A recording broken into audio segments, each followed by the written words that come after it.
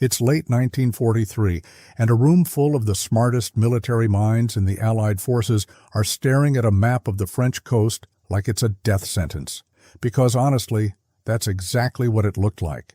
The Wehrmacht had spent 3 years turning every beach from Calais to Cherbourg into an absolute nightmare of concrete bunkers, machine gun nests, and enough barbed wire to circle the earth twice. And the Allies had to figure out how to land 156,000 men on those beaches without losing half of them in the first 10 minutes. The math was brutal. Every war game, every simulation, every tactical analysis came back with the same horrifying answer. You cannot take a fortified beach without massive casualties. The problem wasn't just the Germans shooting at you from elevated positions, though that was bad enough. The real killer was time. From the moment a landing craft's ramp dropped to when a soldier could actually reach cover and return fire, you're talking about 30 to 45 seconds of pure vulnerability. Multiply that by thousands of men hitting the beach in waves, and you're looking at a slaughter that would make the Somme look like a minor skirmish. The planners knew they needed armor on those beaches immediately, not 10 minutes after the first wave, not 5 minutes, immediately. Tanks could suppress those German positions, give infantry something to hide behind, and actually push inland instead of just dying in the surf. But here's the problem that kept General Montgomery awake at night. How do you get a 30-ton Sherman tank onto a beach when there's no port to unload it from? See, the Germans weren't stupid. They knew the Allies would need a deep-water port to sustain any invasion, so they fortified every single one. Cherbourg was a fortress. Calais was a fortress. Le Havre, Boulogne, Dieppe, all fortresses. The Atlantic Wall was specifically designed around a simple principle: force the Allies to attack a port, then make that port a meat grinder. In fact, when Hitler reviewed the coastal defenses in March 1944, he personally ordered additional reinforcements specifically around port facilities, because he was absolutely certain that's where the invasion would come. The British had already learned this lesson the hard way. On August 19, 1942, they launched Operation Jubilee, better known as the Dieppe Raid. The goal was to test if they could capture a port quickly. The result? Of the 6,086 men who landed, 3,623 became casualties in less than 9 hours. 58% casualties for basically nothing. The Churchill tanks they managed to get onto the beach never made it past the seawall. The Germans just picked them off one by one while they were stuck on the shingle. That disaster taught the Allies a crystal-clear lesson. Attacking a fortified port directly was suicide. So they came up with Plan B. Don't capture a port, build your own. The Mulberry harbors were an engineering marvel, prefabricated floating harbors that could be towed across the channel and assembled off the invasion beaches. Winston Churchill himself had been obsessing over this idea since 1942, scribbling "Piers for use on beaches" in a memo that May. By 1943, engineers were designing massive concrete caissons, floating roadways, and breakwaters that would create artificial harbors capable of landing thousands of tons of supplies per day. But here's what nobody talks about. Mulberry harbors solved the supply problem, not the assault problem. You still had to take the beach first. You still needed tanks in that critical first hour, and those tanks had to get from ships sitting in deep water to the beach somehow. Landing craft could carry them, sure, but landing craft were slow, vulnerable, and there weren't nearly enough of them. Plus, they had to get right up onto the beach to unload, which meant they were sitting ducks for German artillery. This was the impossible equation. The Allies needed heavy armor on the beaches at H hour. They had no ports. Landing craft were inadequate, and thousands of young men were going to die in the time it took to solve this problem. Someone needed to come up with something crazy, something nobody had ever tried before, something that most sane engineers would call absolutely stupid. The Mulberry harbors were brilliant, but they had a fatal flaw in timing. These massive artificial ports would take days to fully assemble and become operational after D-Day. The engineers estimated at least 48 hours before the first Mulberry could handle heavy vehicle traffic, and potentially a week before both harbors reached full capacity. That's a week where every tank, every artillery piece, every vehicle would have to come ashore the slow way, one landing craft at a time, crawling up to the beach, dropping its ramp, hoping it didn't get blown to pieces. Winston Churchill understood this timing gap better than most. He'd served in the trenches of World War I, and he knew exactly what happened when infantry attacked prepared positions without armor support. The numbers from the Somme still haunted him. 57,470 British casualties on the first day alone, many of them cut down in the open because they had nothing to hide behind. He wasn't going to let that happen again on French beaches if he could help it. In November 1943, Churchill convened a meeting of the Chiefs of Staff Committee to discuss what he called the swimmer problem. The minutes from that meeting reveal his frustration. They had solved logistics with Mulberry. They had solved air superiority with thousands of fighters and bombers. They had solved naval gunfire support with battleships and destroyers.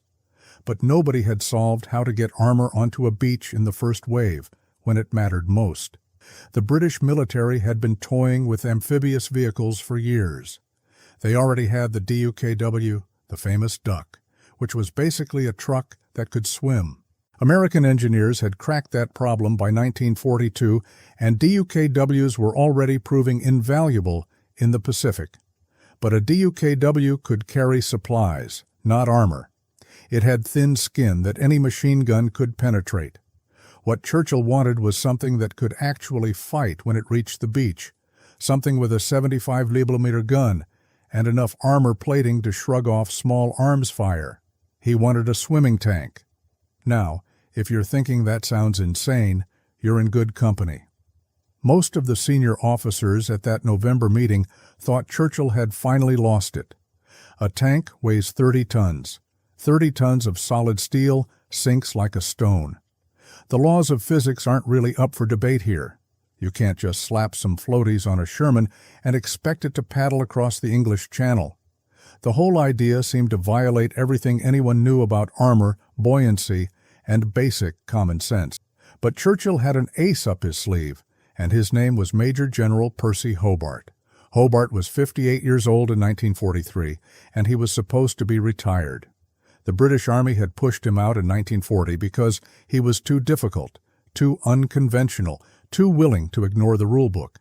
He'd spent most of 1940 serving as a corporal in the Home Guard, drilling with a rifle in a small village, while younger officers who'd listened to their superiors were commanding divisions. It was one of the most spectacular wastes of talent in British military history. Then, France fell. Then the British Army got mauled in North Africa. Suddenly, all those conventional officers who'd pushed Hobart out didn't look so smart anymore. Churchill personally intervened and brought Hobart back in October 1941, putting him in charge of the 79th Armored Division. But this wasn't a normal division. Hobart's job was to design and build specialized armor for the invasion everyone knew was coming eventually. Tanks that could clear mines, tanks that could lay bridges, tanks that could destroy fortifications, and yes, tanks that could swim.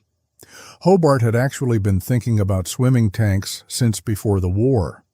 Back in 1938, while stationed in Egypt, he'd watched engineers struggle to get tanks across the Suez Canal and thought there had to be a better way. He'd sketched out some rough concepts, but never had the authority or budget to actually build anything. Now, in 1943, Churchill was handing him blank checks and telling him to make the impossible possible. The 79th Armored Division became a playground for ideas that would get you laughed out of any normal engineering meeting. Hobart's team was working on tanks with rotating flails to detonate mines, tanks with enormous spools of canvas to lay temporary roads across soft sand, tanks with giant mortars to destroy concrete bunkers. His colleagues called them Hobart's funnies because they looked absolutely ridiculous. But Hobart didn't care about looking ridiculous. He cared about keeping infantry alive.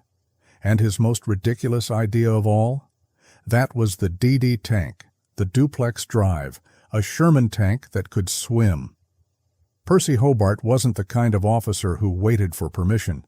When Churchill gave him the mandate to create specialized armor, Hobart immediately started pulling together every unconventional engineer and eccentric inventor he could find.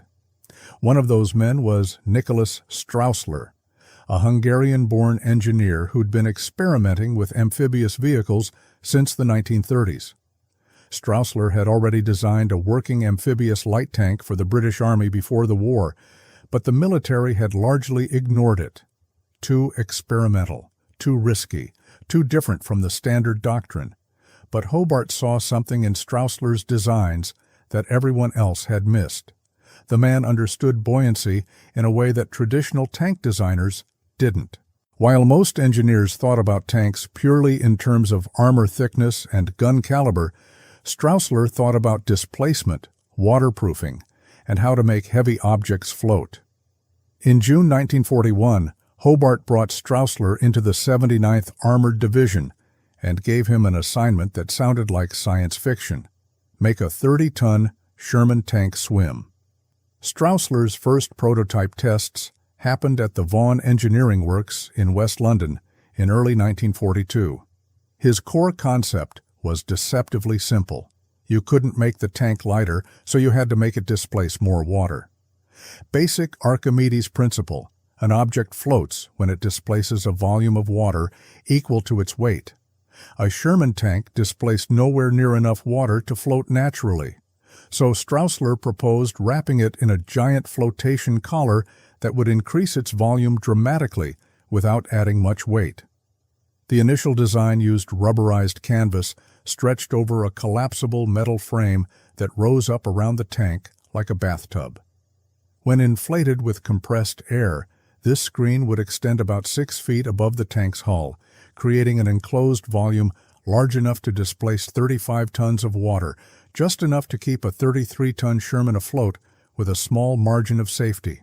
When the tank reached the beach, the crew would deflate the screen and it would collapse around the hull, allowing the tank to fight normally. When Hobart first presented this concept to the chiefs of staff in late 1942, the reaction was exactly what you'd expect. One general reportedly said it was the stupidest thing I've ever seen. Another pointed out that canvas would tear on the first piece of debris it hit. A third asked what would happen when a single bullet punctured the screen. Would the tank just sink like a stone with the crew trapped inside? These weren't stupid questions. They were legitimate engineering concerns that could get men killed. But Hobart had done his homework. He brought Straussler with him to that meeting, and the Hungarian engineer calmly explained that the canvas wasn't just canvas. It was rubberized, waterproofed, and reinforced with multiple layers. Small punctures wouldn't cause catastrophic failure because the air pressure inside was relatively low. The screen wasn't rigid like a balloon. It was more like a flexible wall held up by metal struts. As for debris, the tanks would be launched in relatively clear water and would only need to stay afloat for a few thousand yards. The risk was manageable. The duplex drive name came from Straussler's propulsion system. The tank couldn't use its tracks to swim. They'd just churn uselessly in the water. Instead, Straussler designed a system where the tank's engine could power 2 propellers mounted on the rear of the hull. The crew could switch between track drive for land and propeller drive for water using a simple transfer case. Hence, duplex drive, 2 drive systems in 1 tank. On water, the DD Sherman could manage about 4 knots, roughly walking pace. Not fast, but fast enough. General Dwight Eisenhower saw his first DD tank demonstration in April 1943 at the Orford Ness testing range on the Suffolk coast. Hobart had arranged for a full demonstration. A Sherman fitted with the DD equipment would drive into the sea, swim several hundred yards offshore, then return and drive up the beach with its 75mm gun ready to fire. Eisenhower arrived skeptical. He'd heard the rumors about Hobart's funnies and wasn't sure if this was serious engineering or just British eccentricity. Then he watched a 30-ton tank drive into the ocean and float. The DD screen inflated properly, the propellers engaged, and the Sherman chugged away from shore like a very slow, very strange boat. Eisenhower stood on the beach with his hands in his pockets, not saying a word. The tank completed a figure-8 pattern in the water, demonstrating that it could actually maneuver under propeller power. Then it turned back toward shore, the crew deflated the screen, and the Sherman rolled up onto the beach and fired its main gun at a target downrange. Eisenhower turned to Hobart and said something that changed the entire invasion plan. How many can you make by June? Making a tank float required solving problems that tank designers had never even considered before. The Sherman weighed 33 tons, fully loaded with ammunition, fuel, and a 5-man crew.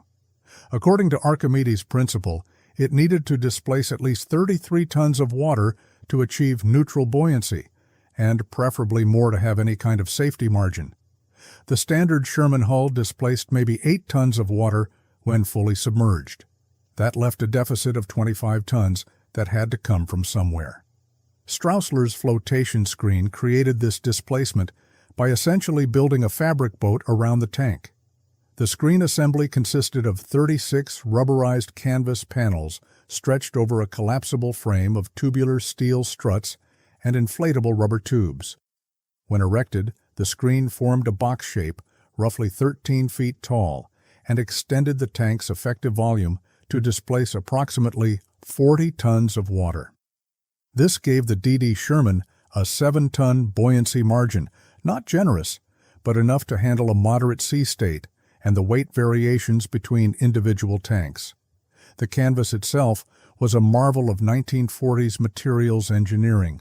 Each panel was made from multiple layers of cotton duck canvas, the same heavy fabric used for ship sails, impregnated with natural rubber latex.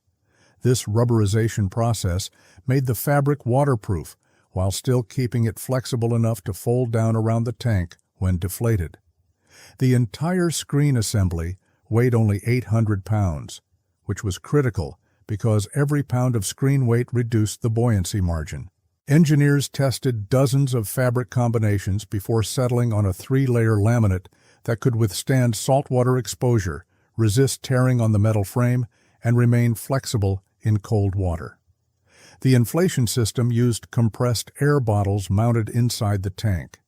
2 crew members would open valves that released air into rubber tubes running through the frame, causing the screen to rise in about 30 seconds. The air pressure inside the screen was surprisingly low, only about 2 pounds per square inch, barely more than atmospheric pressure. This was intentional. High pressure would have required heavy fabric and rigid frames, adding weight. Low pressure meant the screen was flexible and relatively lightweight, though it also meant the canvas sagged and rippled in the water, which looked terrifying to anyone watching. Keeping water out of the tank itself required extensive waterproofing modifications. Every hatch, vision port, and access panel had to be sealed with rubber gaskets. The turret ring, the rotating joint between the hull and turret, was particularly problematic because it needed to remain functional while keeping water out. Engineers developed a complex system of inflatable rubber seals that compressed against the ring when the screen was raised, creating a watertight barrier without preventing turret rotation. The engine exhaust was routed up through a tall pipe that extended above the waterline, looking absurdly like a snorkel. Propulsion came from 2 3-bladed propellers mounted on struts at the rear of the hull. These propellers were driven by a power takeoff system connected directly to the tank's drive shaft. When the crew engaged the duplex drive, a transfer case disconnected power from the tracks and redirected it to the propellers through a series of universal joints and right-angle gearboxes. The system was mechanically simple, but required precise engineering. If the propeller shafts weren't perfectly aligned, they'd vibrate apart in minutes. Each propeller was 21 inches in diameter and spun at about 120 RPM, producing enough thrust to push the 40-ton displacement hull through calm water at 4 knots. Steering in the water was the trickiest part. The tank couldn't use its tracks, so Strausler designed a rudder system that deployed from the rear of the hull. The rudder consisted of two large metal plates controlled by the driver using his normal steering levers. Pull the left lever, and the left rudder deflected to turn the tank left. It worked on the same principle as a boat rudder, but the response time was sluggish because of the tank's mass and slow speed. Making a 90-degree turn took about 40 seconds and required calm water. In anything more than a moderate chop, the DD Sherman wallowed like a drunk elephant and responded to steering inputs unpredictably. The freeboard, the distance between the waterline and the top of the screen, was only about 18 inches when properly loaded. This meant that even small waves could slosh over the top of the screen. The canvas wasn't sealed at the top. It had an open edge that allowed water to drain out when the tank pitched forward or backward. This design prevented the screen from filling up like a bucket if a wave came over the side, but it also meant the tank was constantly taking on small amounts of water. Each DD Sherman had bilge pumps that ran continuously while afloat, pumping water out through valves in the hull. Crews were trained to monitor the bilge level constantly because if the pumps failed or couldn't keep up with water ingress, the tank would slowly sink. The whole system was a triumph of practical engineering over theoretical perfection. It wasn't elegant, it wasn't safe by any normal standard, but it worked, at least in theory. Now Hobart's team had to prove it would work when young men's lives depended on it, in open ocean, under fire, on the most important day of the war. The first DD Sherman test at Loch Lomond in Scotland in January 1944 ended with 4 crew members swimming for their lives and a 33-ton tank sitting on the bottom of the loch. The screen had inflated properly, the propellers engaged, and for about 90 seconds, everything looked perfect. Then the tank hit a patch of choppy water caused by wind funneling down from the surrounding hills. A wave came over the top of the screen, and the Sherman nosed down like a submarine and sank in under 20 seconds. The crew barely had time to pop the hatches and swim out before the tank disappeared into the murk. The post-mortem investigation revealed a terrifying design flaw. When water came over the front of the screen and pooled on the engine deck, it shifted the tank's center of gravity forward. This caused the nose to dip lower, which let in more water, which shifted the weight further forward, creating a death spiral. Once the process started, the bilge pumps couldn't keep up. The tank would pitch forward at an increasing angle until water poured in through every opening and the whole thing went down. The crew called it nosing under, and it happened fast enough that you'd have maybe 10 seconds to evacuate before the tank was completely underwater. Strausler went back to the drawing board immediately. The solution was a trim vane, a large canvas and plywood structure that extended forward from the front of the screen like a ship's bow. This vane was angled to deflect water up and over the screen rather than letting it pour directly onto the engine deck. It added complexity and weight, but tests showed it dramatically improved the tank's stability in waves. The trim vane also had to be collapsible because it stuck out about 4 feet in front of the tank and would prevent the main gun from traversing if left in place during combat. Speed limitations became apparent during subsequent tests in February 1944 at West Wittering Beach. When DD Shermans tried to swim in anything faster than 3 knots of current or waves higher than 3 feet, they became dangerously unstable. The canvas screen would catch the wind like a sail, pushing the tank sideways. The propellers didn't generate enough thrust to counteract strong currents, and in rough water, the tanks would roll side to side with each wave, sometimes heeling over at angles that felt certain to capsize.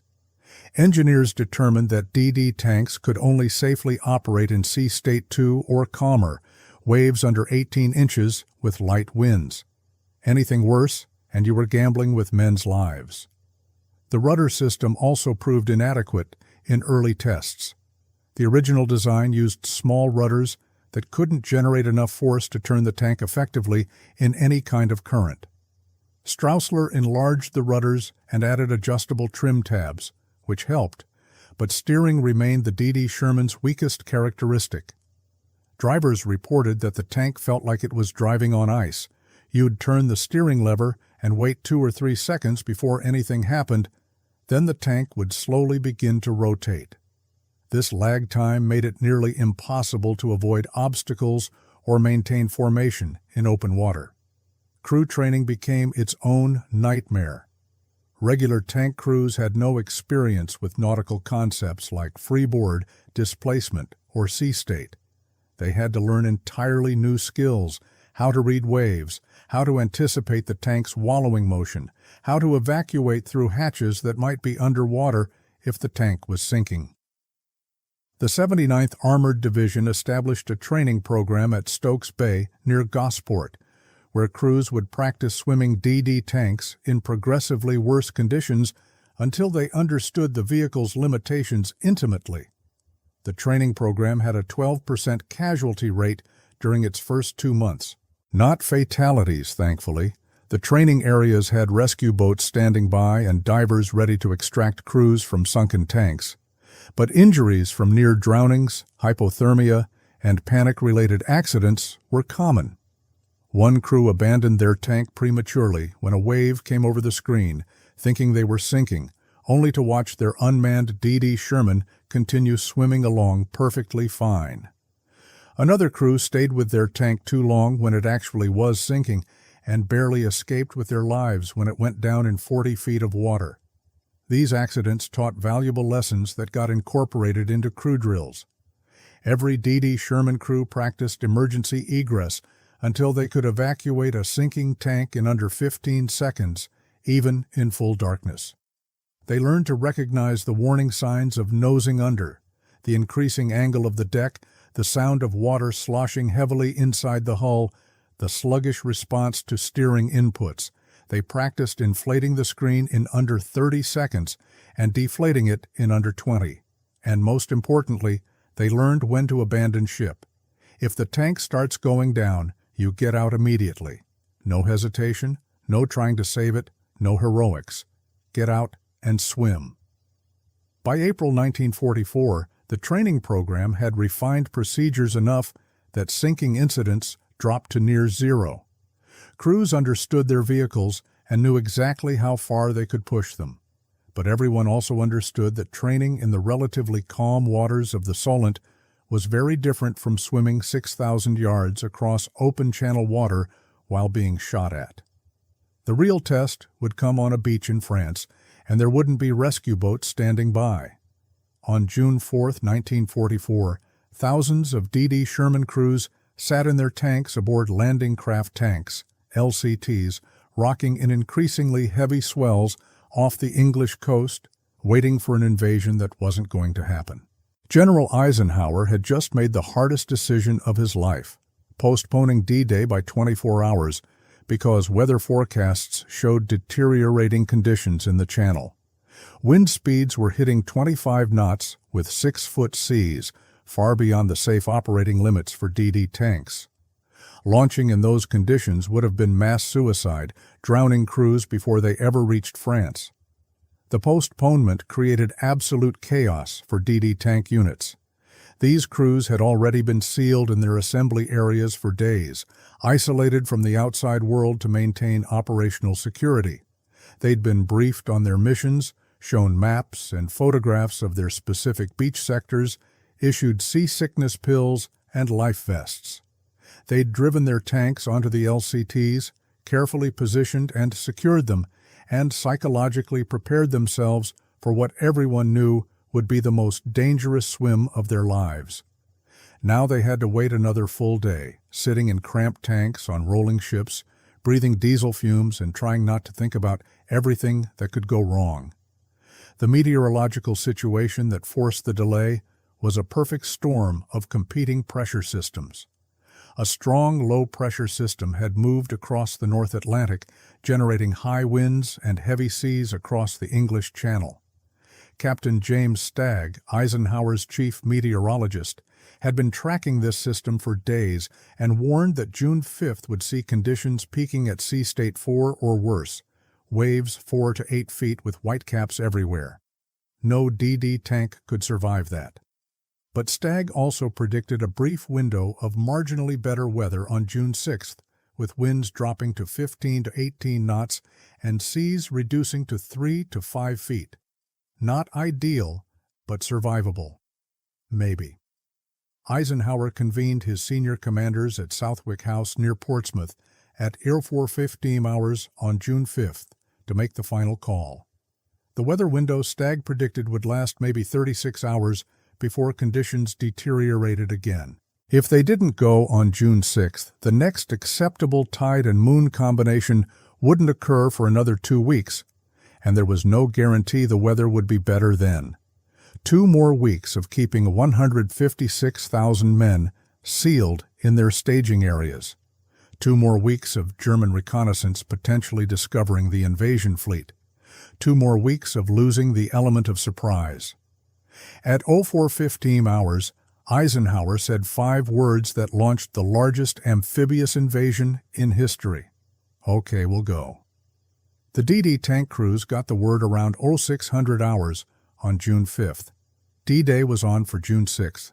H hour would be 0630 at Utah Beach and Omaha Beach, the 2 American landing sectors. The British and Canadian beaches would go an hour later due to tidal differences. DD tanks would launch approximately 5,000 to 6,000 yards offshore, roughly 3 nautical miles, and swim to the beach ahead of the first infantry wave. They would provide covering fire as they emerged from the water, suppressing German bunkers and allowing infantry to cross the beach with fewer casualties. On paper, it was a brilliant plan. In practice, it meant asking tank crews to swim for 30 to 40 minutes in open ocean swells, while German observers called in artillery fire. The crossing from England to the assembly areas off Normandy took most of June 5th. The LCTs carrying DD tanks weren't fast. They could manage maybe 10 knots in calm water, less in the choppy conditions they encountered. The crews spent those hours doing final equipment checks, waterproofing seals, testing bilge pumps, and trying unsuccessfully to sleep. Most of them were violently seasick. The LCTs had flat bottoms designed for beaching, which meant they rode like bucking broncos in anything more than a light chop. Imagine being trapped in a steel box that's simultaneously rolling side to side and pitching front to back while smelling diesel fuel and vomit. Now imagine knowing that in a few hours you'll be climbing into an even smaller steel box and driving it into the ocean while people shoot at you. German reconnaissance completely missed the invasion fleet. Luftwaffe air patrols had been grounded by the same bad weather that delayed D-Day, and German naval patrols stayed in port rather than venture out into the heavy seas. Field Marshal Erwin Rommel, commanding Army Group B responsible for defending the French coast, actually left Normandy on June 4th to visit his wife in Germany for her birthday. He'd looked at the same weather forecasts the Allies had seen and concluded no invasion could possibly happen in such conditions. The Germans were expecting clear weather and calm seas when the Allies came. They never imagined anyone would be crazy enough to launch an amphibious assault in marginal conditions. By midnight on June 5th, the invasion fleet was in position off Normandy. Thousands of ships stretched across miles of dark ocean, maintaining radio silence. DD tank crews tried to grab an hour or 2 of rest, but most just sat with their thoughts. Some wrote last letters home, some prayed. Some just stared at the steel walls of their tanks and wondered if they'd still be alive for breakfast. At 0300 hours, the naval bombardment began, battleships and cruisers hurling shells toward the coast, the concussions rolling across the water like thunder. At 0530 hours, the first LCTs would lower their ramps, and DD tanks would drive into the English Channel. The stupid idea that nobody believed would work was about to face the ultimate test. At 0529 hours, on June 6, 1944, Lieutenant Dean Rockwell stood in the commander's hatch of his DD Sherman aboard LCT 600, staring at waves that looked a lot bigger than 3 feet. The intelligence briefing had promised moderate seas with light chop. What he was seeing looked more like rolling hills of dark water with whitecaps everywhere. The wind had been supposed to drop to 15 knots. It felt more like 20, maybe 25, gusting hard enough that spray was coming over the side of the landing craft. Rockwell commanded Company B of the 741st Tank Battalion, and in about 60 seconds he was supposed to order his men to drive their tanks off this ramp into the ocean, 6,000 yards from Omaha Beach. The plan for Omaha Beach called for 32 DD Shermans from the 741st and 743rd Tank Battalions to launch simultaneously from 8 LCTs positioned about 3 miles offshore. They would swim to the beach in 2 companies, arriving ahead of the 1st Infantry Wave to suppress German strongpoints designated WN-60 through WN-68, the fortified resistance nests that covered every inch of the beach with interlocking fields of fire. The DD tanks were supposed to be the great equalizer, the secret weapon that would make the difference between success and catastrophe. But looking at those waves, Rockwell had a sinking feeling that the plan was about to go very wrong. At 0530 hours, the ramp dropped. Rockwell gave the order, and the first DD Sherman drove forward, its screen already inflated, looking absurdly fragile in the heavy seas. The tank hit the water at the end of the ramp and immediately disappeared into a trough between waves. For 3 terrifying seconds, Rockwell couldn't see it. Then it bobbed up on the next swell, wallowing heavily, but still afloat. The second tank followed, then the third. Within 5 minutes, all 32 DD tanks from the eastern group were in the water, spreading out in a ragged formation as they turned toward the distant beach. The first tank sank 4 minutes after launching. One moment it was there, struggling through the waves about 200 yards from the LCT. The next moment it nosed down hard, the front of the screen dipping underwater, and then it was gone. No explosion, no dramatic event. Just a quick tilt forward and a disappearance beneath the waves. The crew had maybe 5 seconds to react. 2 men got out, 3 didn't. The following tanks kept swimming because stopping wasn't an option. There was nowhere to stop. You either kept going toward the beach or you went down. Within 15 minutes, 27 of the 29 DD tanks that launched from the eastern LCTs were on the bottom of the English Channel. The sea state was simply beyond anything the tanks could handle. Waves were hitting 5 to 6 feet, exactly the conditions engineers had warned would swamp the flotation screens. Each wave that came over the top added hundreds of pounds of water to the tank's weight. The bilge pumps ran at maximum capacity but couldn't keep up. The tanks would settle lower and lower in the water as their effective buoyancy decreased, until one final wave would push them past the point of no return and they'd nose under and sink. The crews faced an impossible choice. Stay with the tank and try to keep it afloat, hoping you'd reach shallow water before it went down, or abandon early and spend 30 minutes swimming in 56-degree water while wearing soaked uniforms and boots, hoping a landing craft would pick you up before hypothermia set in or German machine guns found you. Some crews rode their tanks all the way down, frantically working pumps and trying to bail water with helmets, and drowned when the tank sank faster than they could evacuate. Other crews abandoned too early and watched their tanks continue swimming without them before eventually sinking anyway. Only 2 DD tanks from the eastern wave made it to Omaha Beach under their own power. 2 tanks out of 29. Lieutenant Rockwell's tank was one of them, though he later admitted he had no idea how they survived. His driver, Corporal John McPherson, somehow kept the tank pointed into the waves at just the right angle to minimize water intake. Their screen ripped in 3 places from the stress, but didn't catastrophically fail. Their bilge pumps held together despite running far beyond their rated capacity. And they got lucky. Their approach angle happened to align with a brief lull in the wave pattern that gave them maybe 5 minutes of slightly calmer water. At 06:45 hours, 75 minutes after launching, Rockwell's Sherman felt bottom beneath its tracks.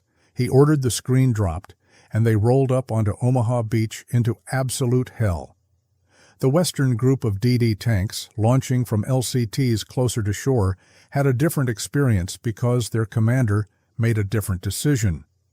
Lieutenant Colonel John Upham commanded the 743rd Tank Battalion and watched the eastern group's DD tanks disappearing into the waves.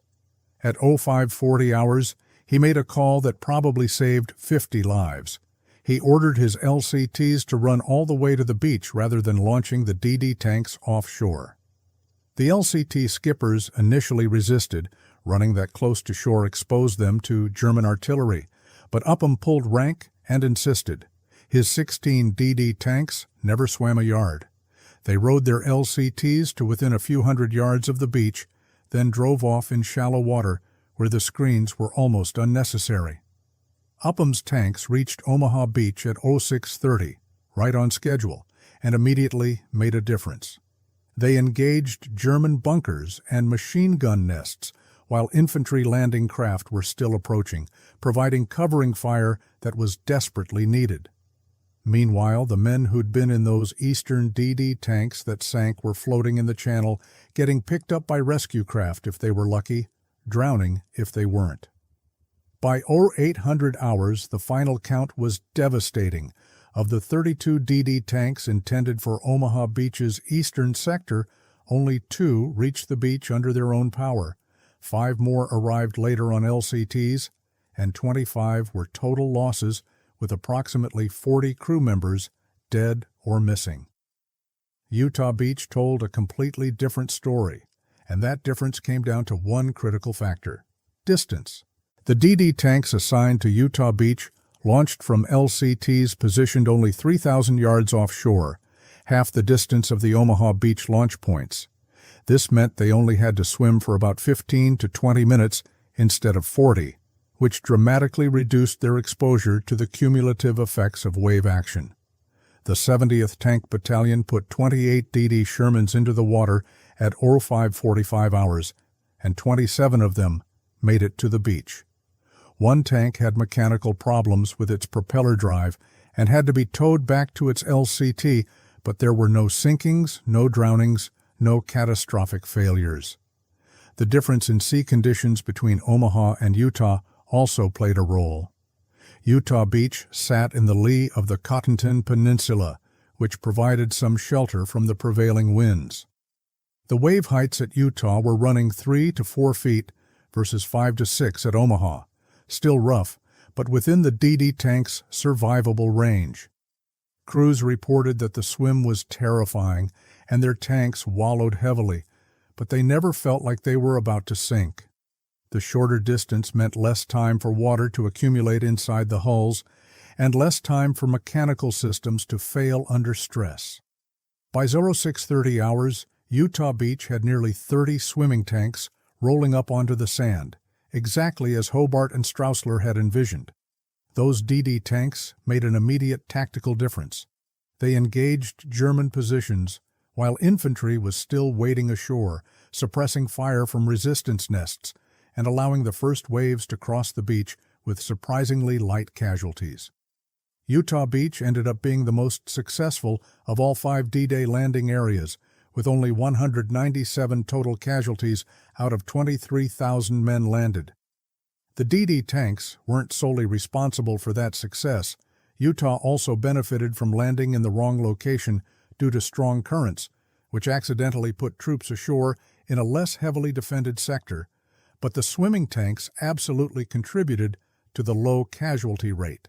The British and Canadian beaches saw similar success with DD tanks. At Gold Beach, the Nottinghamshire Yeomanry launched 24 DD Shermans from 5,000 yards out and got 21 to the beach safely. At Juno Beach, Canadian DD tanks launched from 4,000 yards and achieved comparable success rates. Sword Beach saw 34 of 40 DD tanks reach the shore. The pattern was clear. The closer to shore you launched, the better your survival odds. The Omaha Beach disaster was an outlier caused by launching too far out in seas that were too rough, combined with commanders who didn't have the authority or information to make real-time adjustments like Upham did. The DD tank's combat performance on D-Day was exactly what Hobart had predicted. Once they reached the beach and dropped their screens, they were just standard M4 Shermans with functioning 75mm guns and adequate armor. They engaged bunkers, destroyed obstacles, and provided mobile cover for infantry. Some crews reported that German defenders seemed genuinely shocked to see tanks emerging from the water. The Wehrmacht had planned for defending against tanks landing from craft, but swimming tanks caught them completely off guard. Several German prisoners interrogated on June 7th specifically mentioned the psychological impact of watching panzers materialize out of the surf. After D-Day, the DD Sherman continued to prove its worth in unexpected ways. During the Rhine River crossings in March 1945, DD tanks from the British 79th Armored Division successfully swam the river near Wesel, providing the first armor support on the eastern bank before engineers could complete bridges.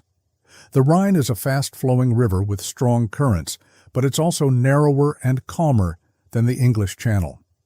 DD tanks crossed in multiple locations, suffering only a handful of mechanical failures and no sinkings. The crews who'd trained at Loch Lomond and survived D-Day were now veterans who understood their vehicles intimately and knew exactly how to handle them in challenging water conditions. The DD concept influenced post-war amphibious vehicle design significantly. The Soviet Union developed the PT-76 amphibious light tank in the 1950s, incorporating lessons learned from captured DD tank documentation. The United States created the M551 Sheridan, which used a flotation screen system remarkably similar to Straussler's original design. Modern amphibious assault vehicles still use the fundamental principles that Hobart's stupid idea pioneered: maximize displacement, minimize weight, and accept that you're building a compromise vehicle that's mediocre at swimming and mediocre at fighting, but can do both when it matters. Percy Hobart never got the public recognition he deserved. He remained a difficult, prickly personality who clashed with superiors and ignored regulations whenever they inconvenienced him. He retired in 1946 and died in 1957, largely forgotten except by the men whose lives his innovations had saved. But the veterans of the 79th Armored Division never forgot him. They called themselves Hobart's Funnies, with pride, because those funny-looking tanks with flails and bridges and swimming screens had worked. They'd kept infantry alive. They'd turned impossible assaults into survivable operations. The DD Sherman story is ultimately about accepting risk to save lives. Yes, 25 tanks sank at Omaha Beach, and about 40 men died. That's a tragedy, and those losses haunted the survivors for decades. But consider the alternative. Without any tanks at all in the first wave, Omaha Beach would have been even more catastrophic. The infantry would have had nothing to hide behind, no way to suppress German bunkers, no mobile firepower to break the defensive line. Casualties could easily have been triple or quadruple what they were. Sometimes the crazy idea, the stupid idea that nobody believes will work, is still better than having no idea at all. One engineer's stubborn insistence that tanks could swim changed the course of history. Not dramatically, not decisively. D-Day would have happened with or without DD tanks. But it changed the odds for thousands of young men hitting those beaches. It gave them a fighting chance instead of no chance. And sometimes, in war, that's the difference between success and failure, between going home and not coming home. Hobart's stupid idea turned out to be exactly what the Allies needed, delivered at exactly the right moment, by exactly the kind of unconventional thinker that conventional militaries usually ignore. The fact that it worked at all is remarkable. The fact that it worked well enough to be used again and again is a testament to brilliant engineering, courageous crews, and one stubborn general who refused to accept that tanks couldn't swim.